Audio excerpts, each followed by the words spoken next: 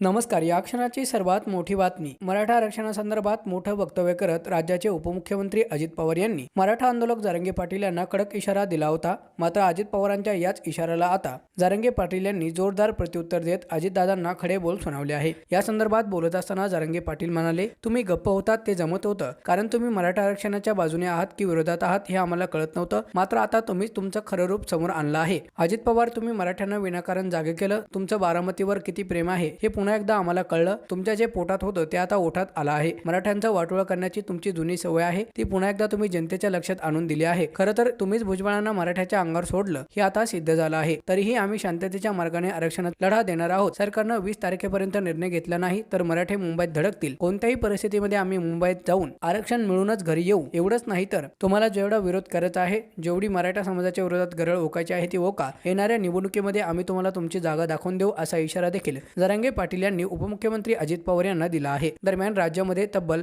54 लाख नोंदी सापडल्या आहेत. या नोंदीमधून साधारणतः 2 कोटीपेक्षा जास्त मराठ्यांना कुणबी प्रमाणपत्र मिळू शकेल. मात्र याच नोंदीच्या आधारावरती मराठा समाजाला सरसकट आरक्षण द्यावं, सगळे सोयऱ्यांचाही आरक्षणात समावेश करावा अशा प्रकारची मागणी देखील यावेळी मराठा आंदोलक जरांगे पाटील यांनी करत उपमुख्यमंत्री अजित पवार यांना खडे बोल सुनावले आहे.